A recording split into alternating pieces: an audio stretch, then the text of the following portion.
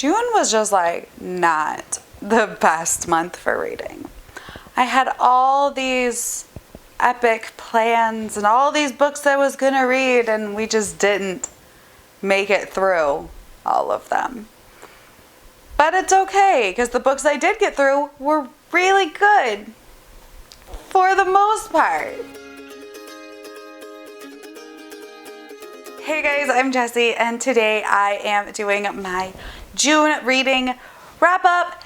And yeah, June was a month. June is when I went back to work in office, so my timing obviously changed. My ability to read, the time I had to read, it changed. And because I wasn't able to dedicate as much time to reading as I have been, I didn't read as many books in the month of June as I have been, but the books I did read were great. So at least there's that. Like, I didn't read any like shitty books this month, really. So let's just jump in and talk about what I did read. First, I want to mention a book that I actually read in May and forgot to include in my May reading wrap up because for some reason. And that is Girl of Fire and Thorns. I read this in May and I really enjoyed it. I gave it 3 stars. It was a fun YA read. Was it perfect? No. Were there things that I wish I'd have seen more of or done differently? Yes. But it was good and I want to read the next one, so there's that. I like that our protagonist, our main girl, is heavyset, but I don't like that it's a problem. Does that make sense? Like, I was hoping that she would like come to love herself, heavy or not, but no, there's just like a weight loss thing in the book, and like she loved herself after she lost some weight. So that was a little bit of a downer. Like, I was hoping to see her be like proud and, you know, thick, but it was still a really good book. There were some twists that I was like, oh, that happened. I wasn't seeing that. So yeah, it's a good YA fantasy and I'm excited to read the second book. But that one was my Forgotten March book. Let's start out with the one book from June that I did DNF, and that is Serpent and Tough. And I'm not super surprised. I didn't make it far. I think I made it like 50 pages before I'm like, I just can't right now. And it's not that bad. Like, it's not terrible. But, and I might pick it back up. I'm not saying that this is going to be like a permanent DNF, but I just wasn't feeling it. Like, I just got 50 pages in and just didn't care. So I just had to stop because I was like, no, this is going to put me in a reading slump. Like, if I just like force myself to finish this right now, I'm just gonna slump. I'm just gonna not want to read anything because I'm gonna be mad at myself. So I put it down. Maybe I'll pick it up later. I don't know. I kind of want to know what happens and what the hype is, but right now it's not my jam. On a more positive note, I did read Ballad of Songbirds and Snakes this month. I don't have my physical copy. I lent it to a friend to borrow, and I gave that 4 stars. I did a full review, so I won't talk about it too terribly much here, but I really enjoyed it. Like, I feel like this book had such mixed reviews. You were either in camp hated it or camp really liked it, and I am in camp really liked it because I just enjoyed being in Snow's head. And I enjoyed that he's like this villain, and it's a villain origin story, but you don't like him really at all during this entire book. You get to see that he's a narcissist and that he has this really like selfish personality, and that he was never a good person even like in his youth. So yeah, I just enjoyed the book immensely. Obviously there were some things that I wish would have been different or would have been changed. My biggest complaint is I think it should have been a multi-POV story. I would have loved to see Lucy Greybard and maybe Sejanus and like see different perspectives during this story. And also the ending is pretty abrupt, and I don't know, like it's pretty open and abrupt, and I just wish maybe there's gonna be a sequel. It like seems very open to part 2 of this prequel, a sequel to the prequel. So I don't know, but I really enjoyed it. And if you are a Hunger Games fan, I think you'd enjoy it too. I also finished Kings of the Wild this month by Nicholas Eames. This was a 5-star read. It was so much fun. It's literally getting the band back together. It is these like old dudes who used to be this famous mercenary band getting back together for one final tour, but like they're all old and like their knees are cracking and their back hurts, and you know, they're not in their prime anymore, but they're trying to rescue the daughter of one of their members.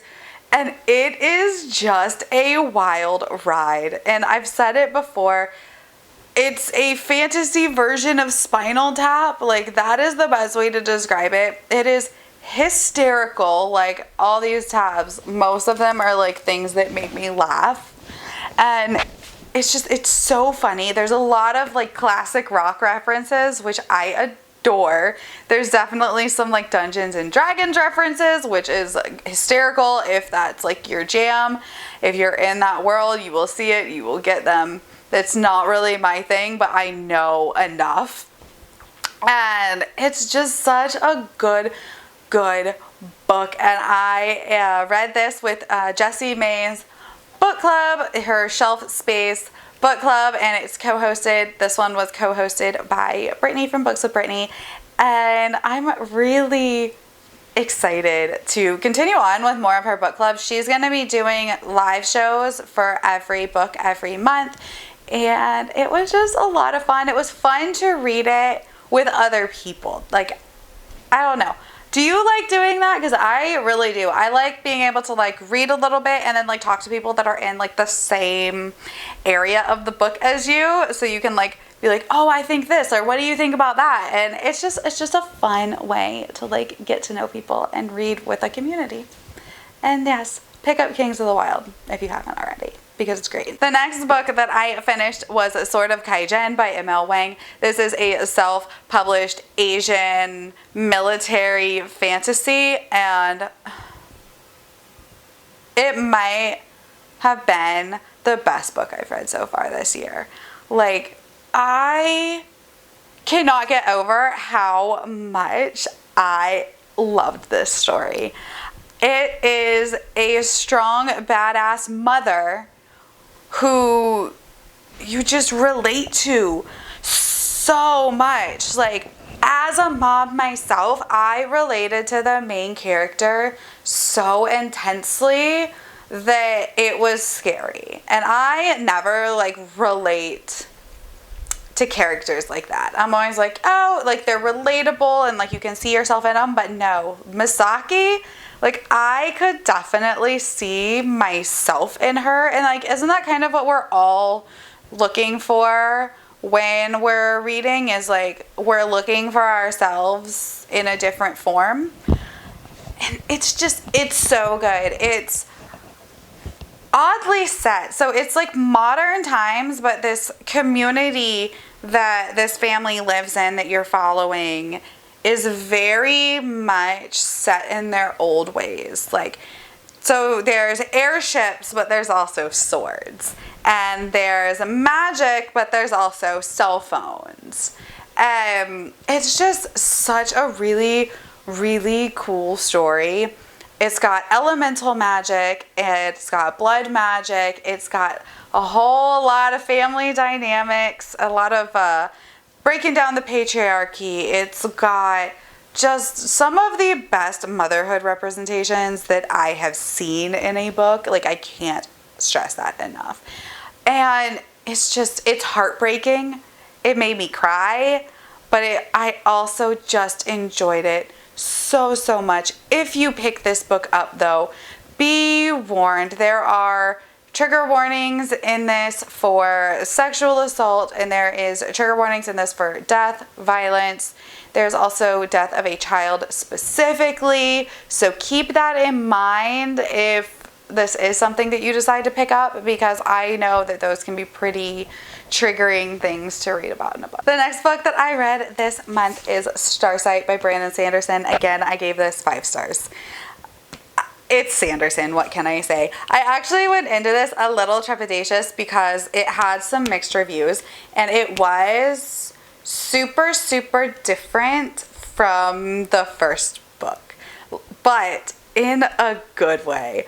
I mean, I did miss some aspects of the first book with her team and stuff like that, but this book expands the world so, so much. You learn a lot from this book that you just kind of started to touch on in the first book. At the end of the first book, you get to see new, like, alien races that you don't get to explore before. You get to, you know, go off planet. You get to learn more about Mbot and about Spensa and what she can do. And it's so good. Like, it is definitely one that has me excited to, like, continue on, but I don't think, like, there will be a book 3 for, like, a year or so, which kind of makes me sad, because the end of this, y'all, I need to know. I need to know what happened at the end of this book. Like, I just, come on, Sanderson, give me some stories. Like, that man's a beast, though. Like, I swear, he puts out a book a year, if not more. Like, we have Rhythm of War coming out this year. Like, it's just, he's insane. The man writes so many books. Like, it's insane. But if you liked the first one, I highly recommend picking up this one. Like, again, it's one that I did all the tabs. I started tabbing at the beginning in blue for scenes with Jorgen, because I really like Jorgen. And there's not very many. We'll just say that. And that's everything that I finished, which is not a lot. It wasn't a whole big reading month. But I am also halfway through Ninth House by Leigh Bardugo. And this was one of my 5-star predictions. And so far, so good. I'm really, really enjoying this book. It's very, very dark. It is like a dark academia set at Yale, where our protagonist can see ghosts, which in this world they call greys. And she is, like, recruited into this ninth house, which is this, like, secret society at Yale that kind of oversees the other secret societies and kind of makes sure that shit doesn't get out of hand. But of course, shit gets out of hand. It's good so far. Like I said, I'm only halfway through, but I'm really liking it. I think it's on track to be a 4-star read. Probably not a 5-star favorite, but so, so good. And I'm excited to finish reading this one. All right, so that is everything that I read in the month of June. Like I said, it was not a lot of books, but the books that I did read were great. They were 4 or 5-star reads, you know, except for my DNF. But yeah, all in all, it was a good month. I'm adjusting to getting back to work, kids going to camp and daycare. So it's just going to continue to be an adjustment, and we'll see what happens in July. Thank you guys for hanging out with me. My name is Jessie. I make videos every Monday, Wednesday, and Friday. Make sure you subscribe, watch a few more videos, and let me know in the comments below what you think of the books that I read this month.